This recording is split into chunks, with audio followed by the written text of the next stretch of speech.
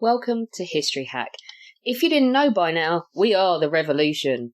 That means we're sharp, witty, lots of fun, but it also means that we're essentially the peasants in Les Mis huddled round a table in the corner of the bar with no money. If you enjoy the show, please do support us. We have a Patreon account by which you can donate a small monthly sum in appreciation of what you're hearing. Alternatively, we have Ko-fi, in which you can just do a one-off donation as a thank you if you particularly enjoy a certain episode. Either way, we massively appreciate all of your support. Hope you enjoy the show. Hello, welcome to another episode of History Hack. You have me, and as you can already hear, our guest is in the room. I don't really think we need to introduce our guest, but I'm going to let Chris do it anyway. Chris, who have we got on today? Yeah, seeing as I bloody wrote it, I might as well read it. So we have Peter Hart, who, if you don't know, is a legend in the field of military history, and he's written countless books. He'll probably try and sell you one, mostly on the First and Second World War. My favourite one being Death in the Grey Waste, but there's Burning Steel, a tank regiment at war in 1939-45, At Close Range, The Life and Death of an Artillery Regiment, and he's here today to talk to us about his newest book, Footsloggers, an Infantry Battalion at War, 1939-45. Morning, Pete. How you doing? I'm doing well. I've cleared my throat. I'm ready for action. Ready for anything you can throw at me, unless it's a question of detail or demanding knowledge of statistics. So I've got a question. Chris, did you just list off the books that you thought would get you in with Peter at all? Like, you know, suck up to him a little bit? No. I mean, for two reasons. One, Grey Waste is awesome because it's Jutland. The other two were the newest ones, and Pete hates me already, so there's no way I can suck up. Hate me. Lovely. Although I noticed you wrote a boaty book. I like boaty things. I did naval history at university. Well, medieval and modern, but all the last year was naval history, and Jutland's probably my favourite book. The Death in the Grey Waste is the subtitle, which was my idea of a joke, which, once again, as so many of my jokes do, got taken seriously. So that book is now known as Death in the Grey Waste to people who've got complete no brain whatsoever. Hi, Chris. Hello. I'm leaving. I used to work with Chris. I'm leaving the chat, by the way. I'll leave you two to talk about naval things. You're having a little snooze then? No, I'm not going to. I've done two of these podcasts before, and both times Alina fell asleep. I am that interested in a guest, listeners. Even the bloody presenter couldn't be bothered to stay awake, so God help you. Well, Boring Pete, they call me. Well, okay, so enlighten me a little bit then. Why have you suddenly switched? Because all I know you for is World War I shizzle, right? That's what you do for me in my brain. I think you'll find it's called the Great War amongst the cognoscenti. Okay, that one, the first one, right? So, so you're usually working on the first. Why have you come into, the Second World War? Well, there are two reasons. The first is that the centenary celebrations destroyed the market for First World War books. There were too many came out, and most of the sales were sucked up by non-First World War historians writing garbage. You can put your own names to those people if you like. I'm not going to because, they might review my books at some time in the future. Now you're swaying from side to side. It's some sort of yogic thing. It's very distracting. Anyway, so that's one reason. Basically, the publishers don't want. You see, my books are expensive in the sense that I get a proper advance, not what we call a pen and sword or a Hellion advance. So they need to sell a certain amount of books, and they didn't think they could do it. I'm not a big enough name. I'm not a newscaster or something, or a comedian. Although my Polly says, I think I'm a comedian. You think you're funny, do you? She says to me on many occasions.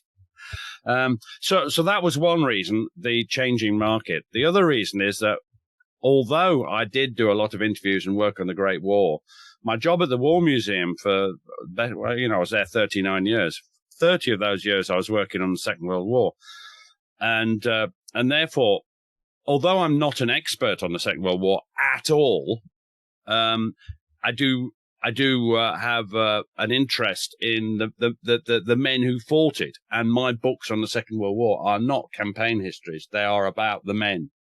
And that's what they're all about. Because that's what interests me, are the similarities with the Great War veterans. And I'm doing the Sudan now, and the similarities with the people in the 1880s, 1890s. Soldiers don't change. And, of course, in my last 5 years, I moved on to doing Afghan and Iraq, and soldiers haven't changed still. They're still just the same hairy-arsed people, except for the women soldiers. They're not so hairy-arsed. I bloody hope not. So Footsloggers is different from other sound archival based research, isn't it? I don't know.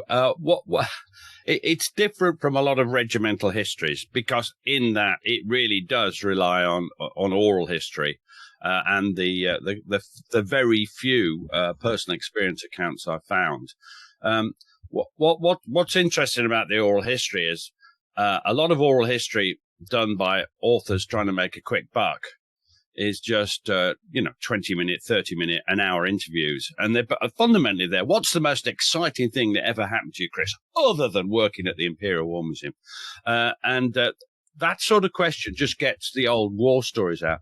Our approach, because I wasn't doing it to write a book, I was doing it to create the collection for the Imperial War Museum on an infantry regiment, a battalion.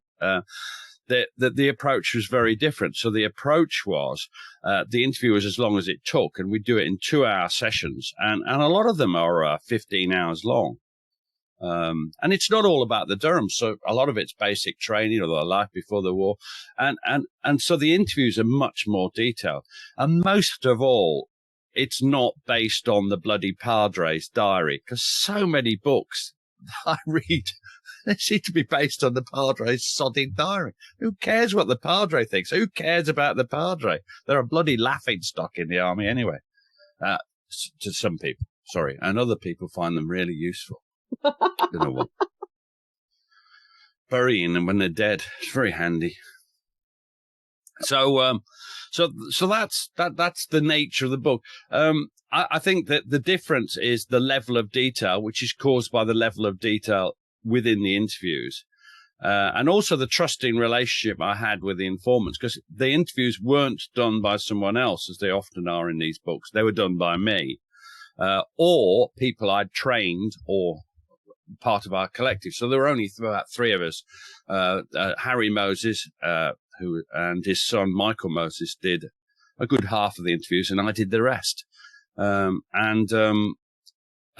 gives it a consistency, and we are all using the same questionnaire, the same approach, the same ideas.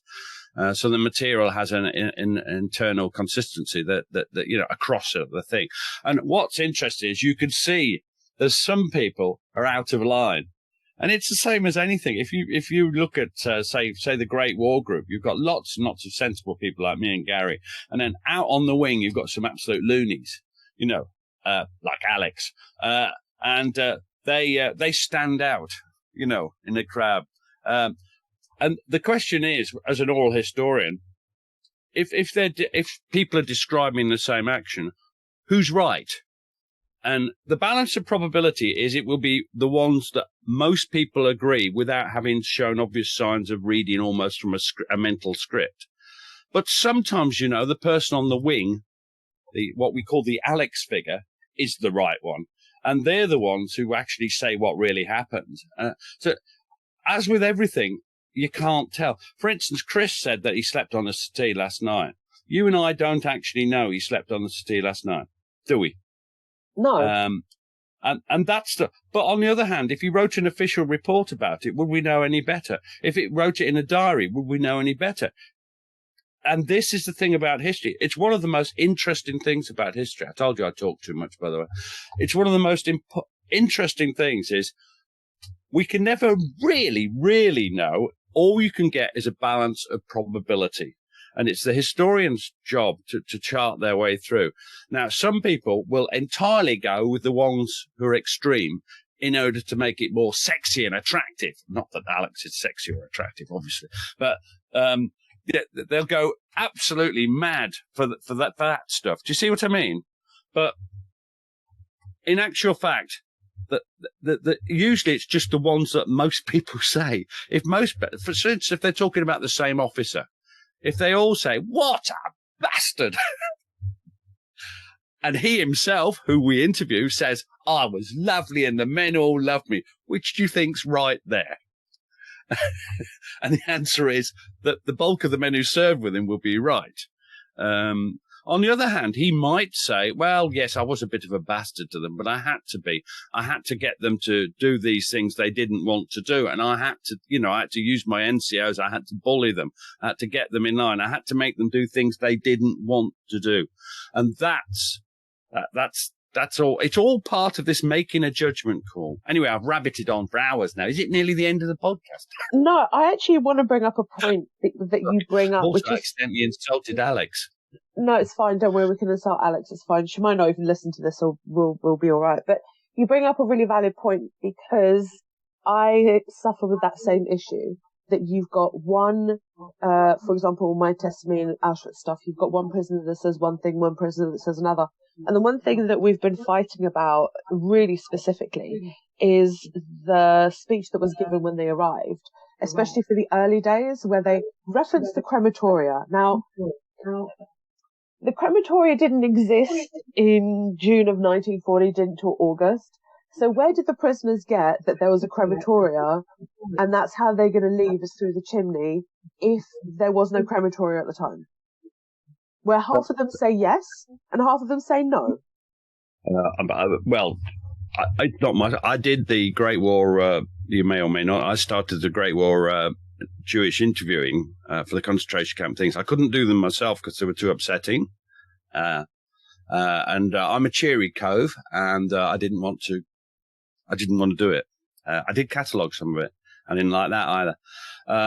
But the balance of probability is if the crematorium wasn't there, they can't have had it mentioned in the first thing. So the historians just have to say, look, I don't care that they all thought that. They've all talked to each other. They've all they've heard countless times, and they've read the books that this was in the opening speech, and so they parrot it. Now that isn't that they're lying. And one thing you have to realize with oral history is when people tell you the wrong thing, they're not lying, they're getting it wrong. Like Chris probably went to bed last night. He didn't, Steve. He's just got it wrong because he's getting to that age now where he makes mistakes. His marriage was one, I think. Cheers. No more questions, Chris? No, that's fair. You've broke Chris, I think. Maybe we should do. His voice has gone up and up. The Durhams. Yeah, let's talk about Durham. Sorry. Go on, Chris. In your hilarious talk laughter. about your marriage. Where are we? That's a totally different podcast. Well, isn't that the true crime one that Alina likes? Oh yeah, that's the true crime one, Chris, isn't it? I haven't killed her. She's still alive, sadly. Anyway, so the Durhams. Yeah. Who were the 16th Battalion of the Durhams? Did they have a strong military pedigree before the Second World War? No, and I think it's fair to say that the Durham Light Infantry are a respected infantry unit, and I'm sorry, I'm taking from that they're not respected. Everybody bangs on about tank regiments, and they bang on about the guards and the rest of it, and they bang on about the rifles. You know, the elite infantry. The Durhams are very much footsloggers. They're very much the people who have to do the grunt work. And I admire them absolutely enormously. So the regiment as per se is not that famous in that way. Although I think they raised as many regiments as battalions as anybody did in the First World War, and had a tremendous fighting record in the First World War, in my view. The 16th, who are they? Well, they're a Dunkirk battalion, and you may or may not know what a Dunkirk battalion is. I keep having to check what it is. There were 60 Dunkirk battalions raised in the aftermath of the Dunkirk farrago, what they were, they're basically made up of conscripts. And they're soaking up the huge numbers that were called up in that year. And only one of them actually went into action as a battalion, and that was the 16th DLI. It wasn't because they were better. It was because they were they were put into 46th Division to replace somebody else, and 46th Division went to war, so they went with them. It's amazing, and it's so when they start, and I in a way I'm as interested in non-fighting as fighting. When they start, they're just in a field in Edinburgh, outside Edinburgh, and they've got to put the tents up. They got trees all over the field. It's muddy. It's Scotland, so it's raining and surrounded by utterly miserable people, and it's just so awful. And I sort of like that bit of the book, and I like that, then they move on to other places in Scotland, and the welcome becomes better as and their training kicks in. Training is important.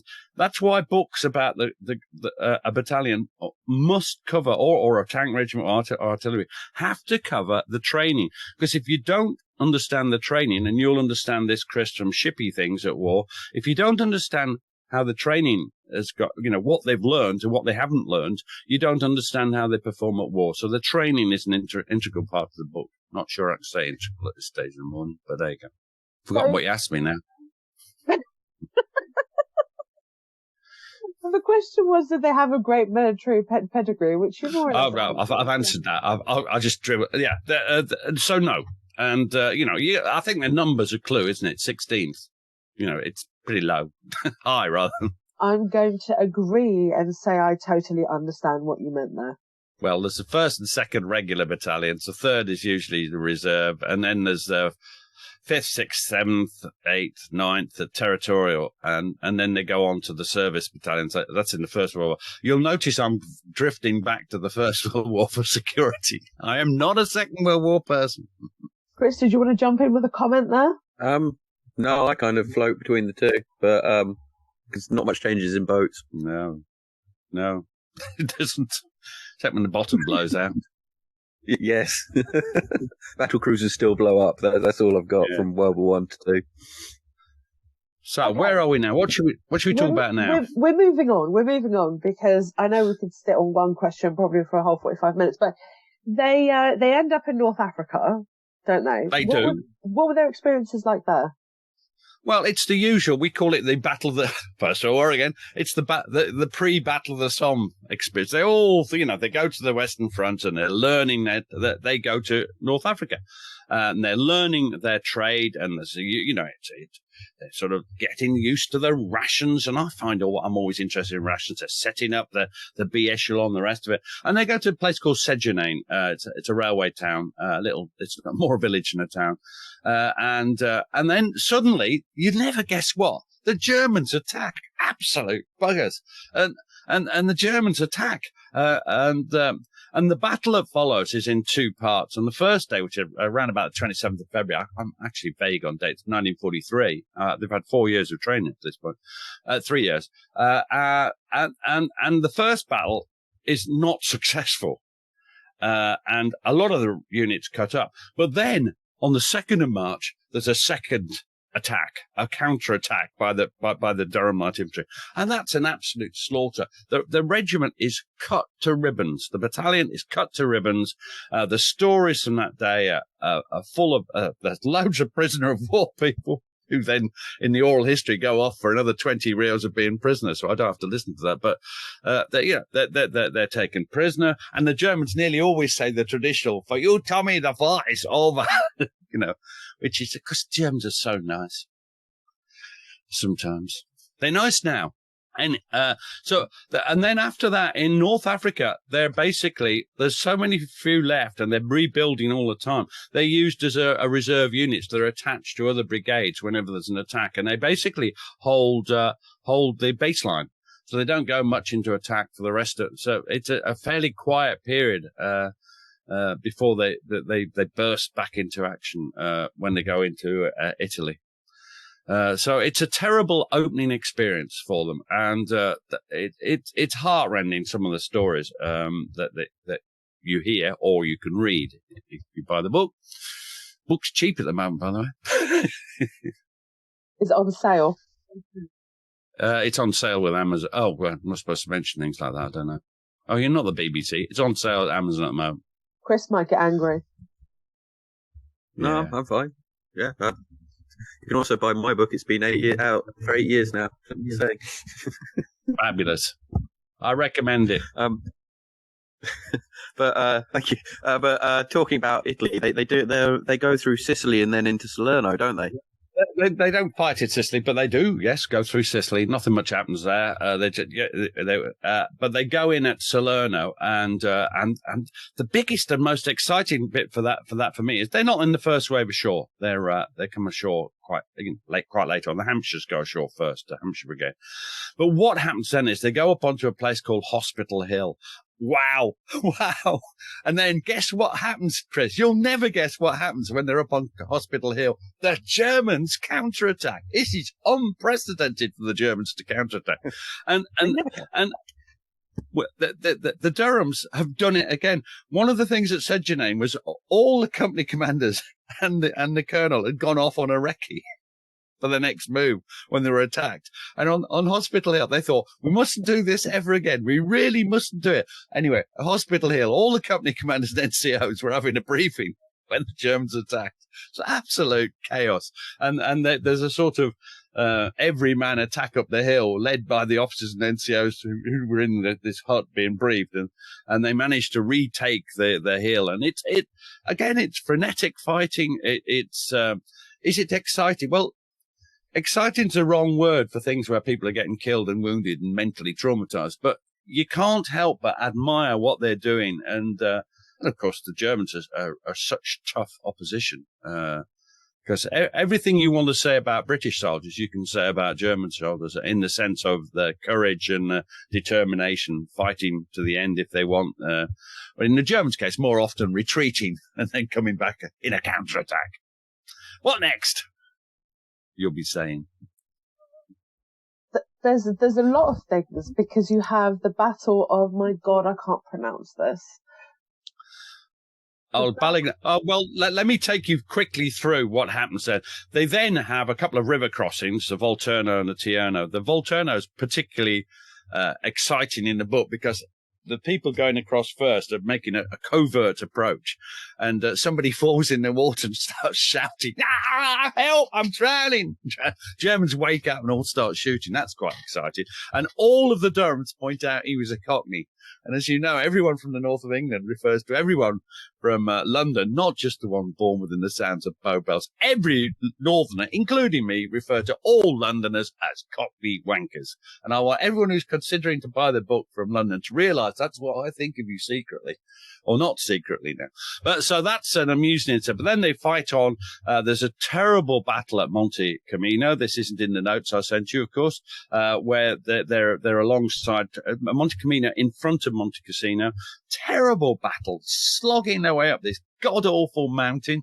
Bloody hell. And then at last they have a bit of a rest. They're sent to the Middle East, where they're, as you know, the Middle East is always a peaceful and calm area where nothing ever goes wrong. So they're trying to stop the Arabs and Jewish population from killing each other, and doing a bit more training. Then they go back to Italy, put back on the other side, the Adriatic side, and then begins a series of battles through the Gothic line and through every other bloody line the Germans put up. And it's just river, valley, river, valley, river, valley, river, valley, ridge, river, valley, ridge, river, valley, ridge, ridge, ridge, valley, ridge, valley, ridge, valley, valley, ridge, ridge, ridge, bloody valley, bloody ridge, bloody. And they get so fed up because every time the Germans are on the ridge in front of the sodding valley, and every time, and in almost every battle, the Germans there's no denouement, because the Germans fight, kill, and then when it's getting tough, they fall back to the next ridge. And it's a murderous business. And the battle you're thinking of is the Battle of Balegnano Ridge. I can't say it either, but that's how I say it. And I'm the historian, so everybody believes me. The Italians probably Balegnano Spur or Ridge. And that's a fantastically, it's just amazing. And what we've got in that account, I'm not going to go through it in too much detail because we've already used three-quarters of our time. What I like about the accounts there is I have B Company are ordered to do it, a chap called Laurie Stringer, Major Laurie Stringer, who I interviewed We interviewed all the company commanders. They were still alive. They're all dead now. And he decides to go straight up the spur, up the road, frontal attack. It's not his decision. Sorry, it's the colonel's decision, Major Dennis Worrell. Up they're going to go. And it's a frontal attack. And he sends another chap known as Lieutenant Russell, or Winkler, because he's so successful at winkling the Germans out of various defended positions, round to the right. And they go up this hill, and all hell bloody breaks loose. And we go through all the command decisions made by Laurie Stringer. So, he's going up the hill under heavy fire. So what does he do? He sends a group out to attack a machine gun. He thinks it's on the right. Turns out it's on the left. He brings down artillery fire in support. He's doing this, that, and the other. Meanwhile, poor old Russell Collins is attacking up towards the church, swinging around. Very little opposition.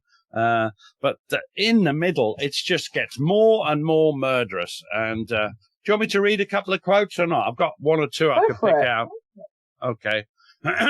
This is what Laurie Stringer says of B Company. We were under small arms fire and Nebelwerfers, terrifying high trajectory mortars which the Germans had recently brought out. They made a whizzing, terrifying noise, and their explosive fire was quite substantial. They were on the reverse slope, and they were coming right over. I say this with very great humility.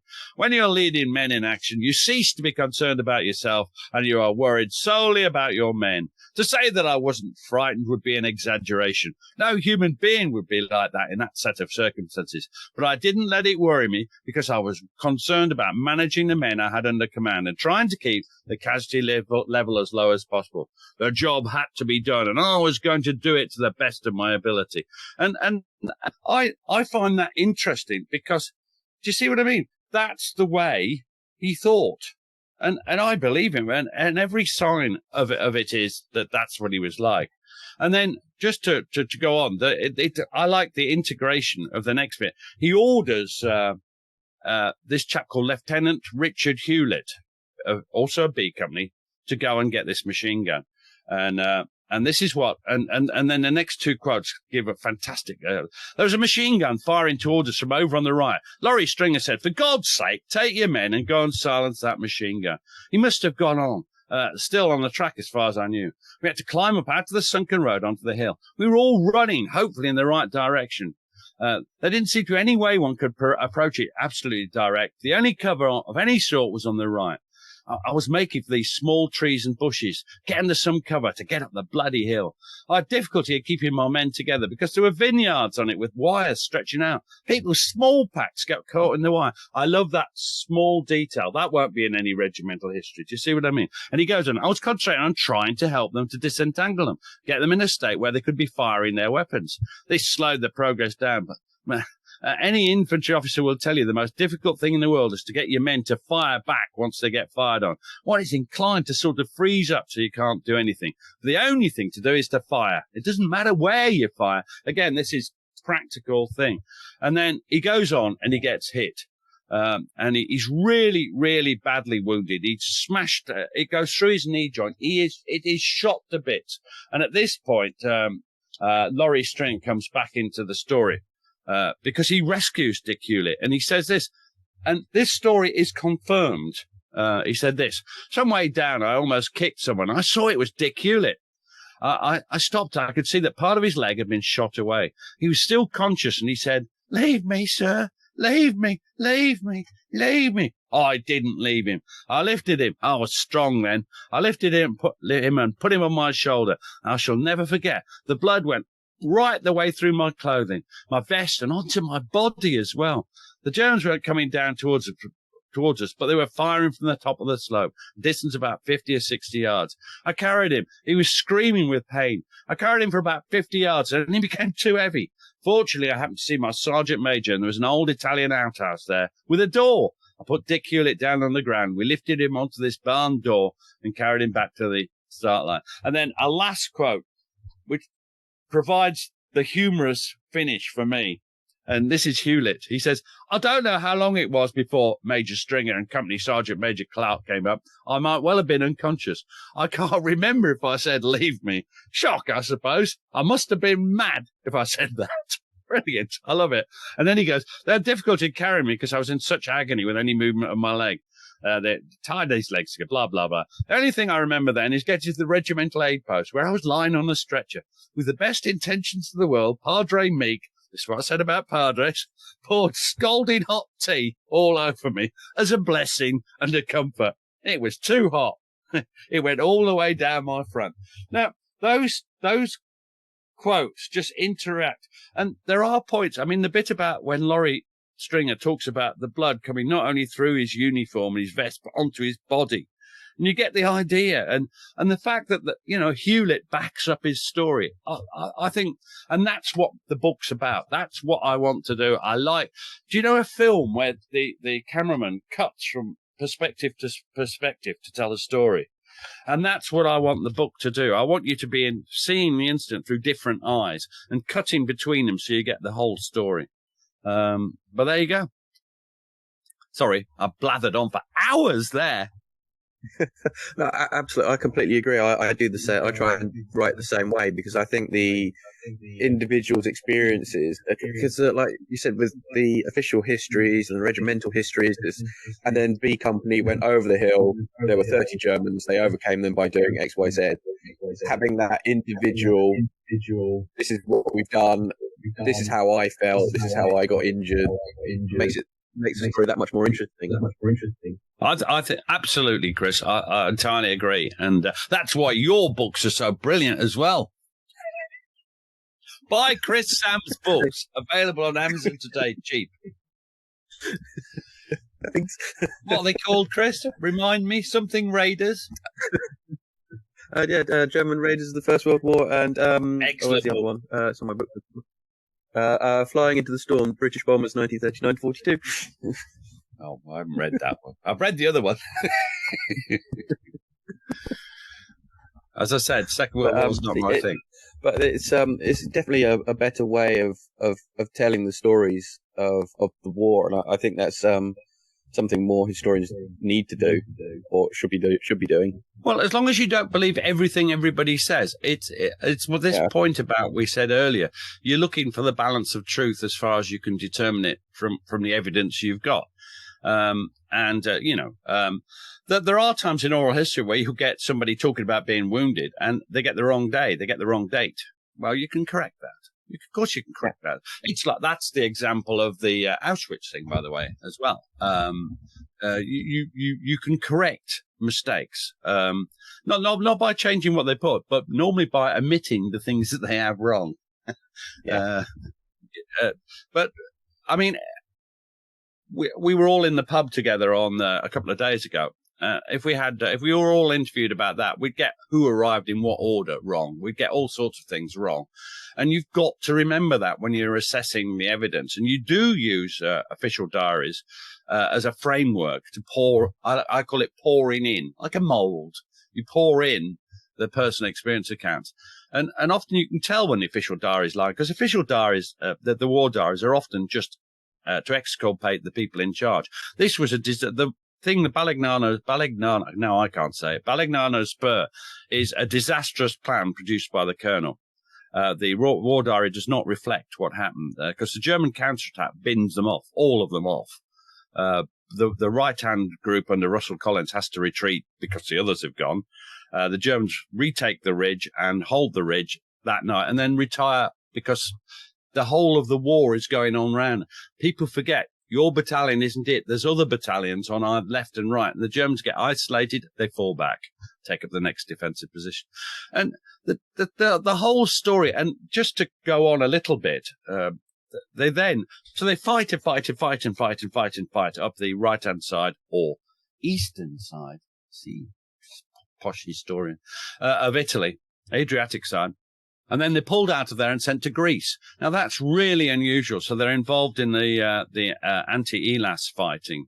And they start off very sympathetic because, like a lot of soldiers, they're then, not now so much, they were of the left-wing persuasion.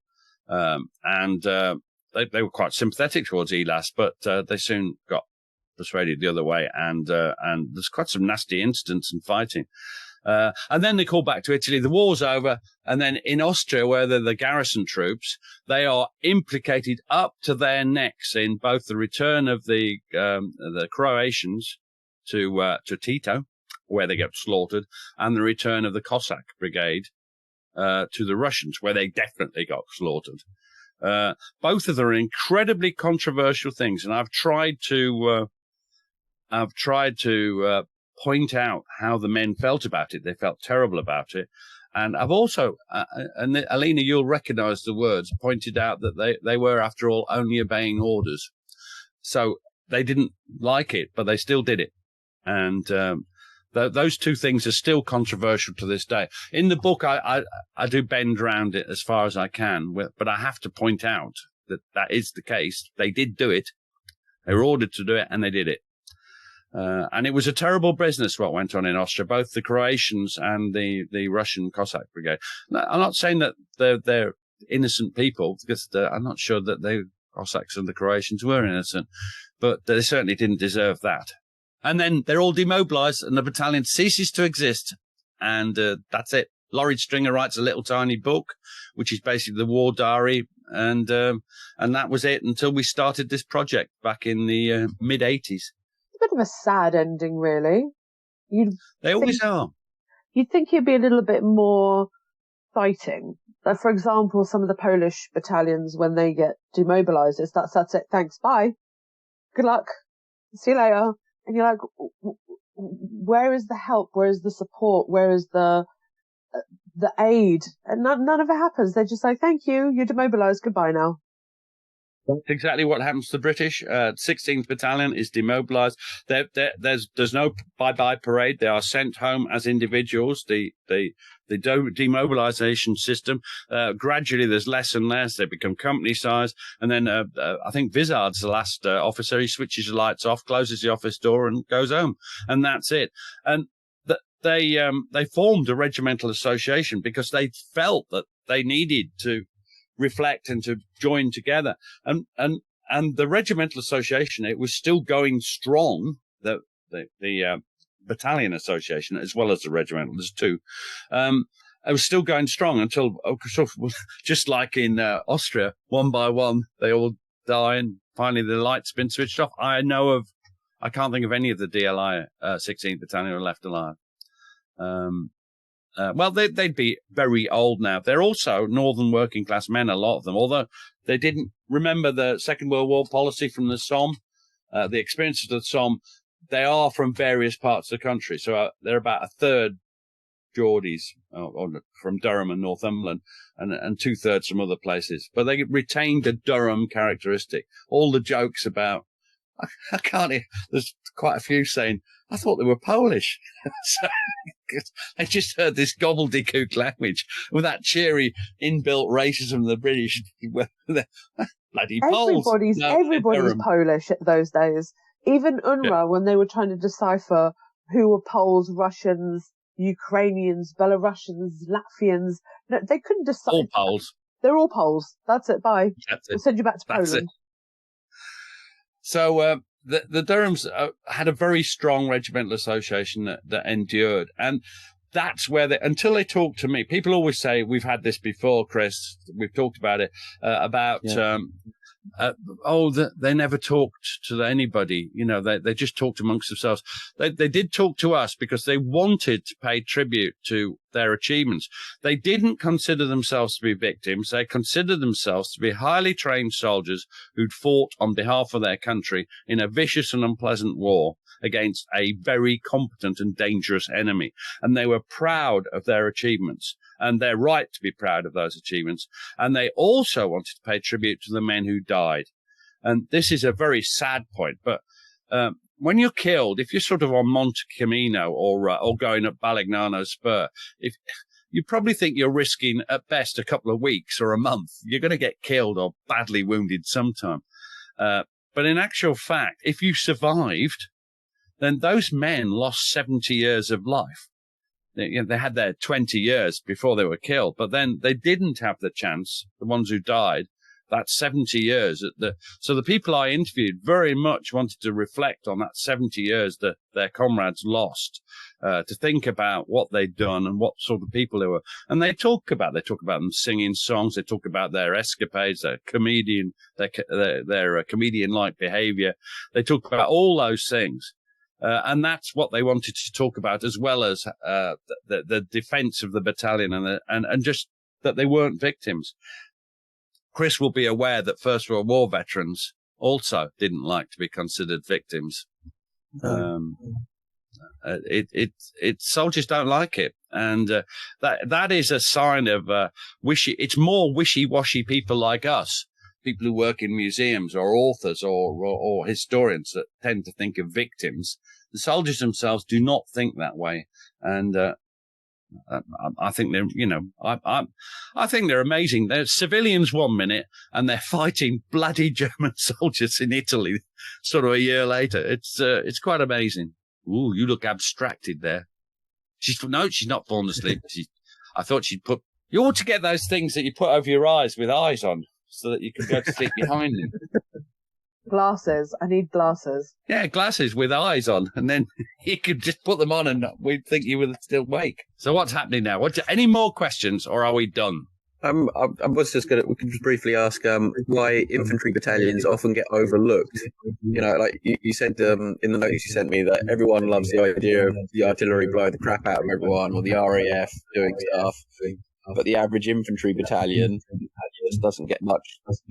If you look up 16th DLI in the official histories, it barely gets a mention. And if you look it up in what I would call popular histories, the of the Italian campaign, say a history of the attacks on the Gothic line, they barely get a mention. That's because there's so many of those battalions doing that graft, the hard graft. And tanks are sexier, guns are sexier, the RAF is sexier, everybody's sexier than the infantry. And it just attracts attention. And I'm not even sure it's a bad thing, but it's certainly not my thing. And I have now done books on the South Hussars, who are artillery. I've done books on the 54 Fars, as I call them, 545 Yeomanry, who were tanks. And I've done the Footsloggers on the 16th DLI. And I'll tell you, the infantry had it worst of all by far. They had the hardest fighting. They had the worst conditions. They had to march most of the places, an awful lot of marching up bloody hills, down hills, crossing rivers, constantly under fire, bloody Nebelwerfers, bloody mortars, bloody German snipers, bloody Schmeissers, bloody machine guns. They had the lot, artillery blasting them when they could. It was just a dreadful experience. And it was it dreadful in the tanks? Yeah. Tank caught fire. Jesus wept. It's terrible. Just the smell, never mind anything else. In the artillery, biggest target for German artillery is our artillery. But nothing, in the words of Prince and that woman, nothing compares to you, 16th DLI, you and your fellow infantry battalions. I also do not say the 16th are better than anybody else. I want to make that quite clear. They're just the battalion that we interviewed. And I think they were wonderful. All I wanted to sing there was, can't hear you, Alina. Compares to you. It's pretty just as well I couldn't hear. I can't think there must be I think there must have been a quality control on the internet there, because your voice at the start of your singing was blocked. Was it blocked for you as well, Chris? No comment, but that might explain why my face is blocked. Footsloggers, an infantry battalion at war, 1939 to 45. They're really only from 1940, but it goes with the series.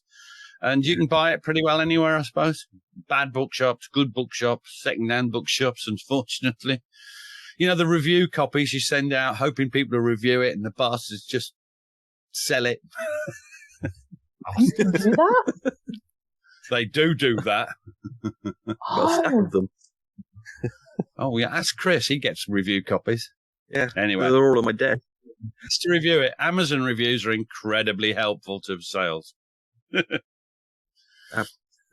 And we'll try and get on the History Hack Bookshop as well. So you get more money, we get a little bit of money than Amazon. So lovely, that History Hack Art. And I apologise for anybody I've accidentally insulted. Really? Not really. We try. Peter, it's been great to have you on. You're welcome anytime. Thank you very much. You must get me and Gary on. That's it. That might be a bit more rowdy and undisciplined, because we've got that book, Laugh or Cry, and Laugh or Fly is coming out in July. So whatevs. But it's been great fun. Lovely to talk to you. And it's so much nicer than that tall, geeky bloke and that funny-looking bird. Alex, that's her name.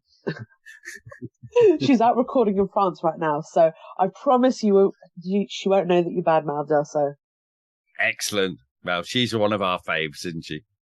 Nah, amazing. Peter, great. Thanks so much. Cheers. All the best. Our incredible guests give us 45 minutes of their time to join us and talk about their work or their new book.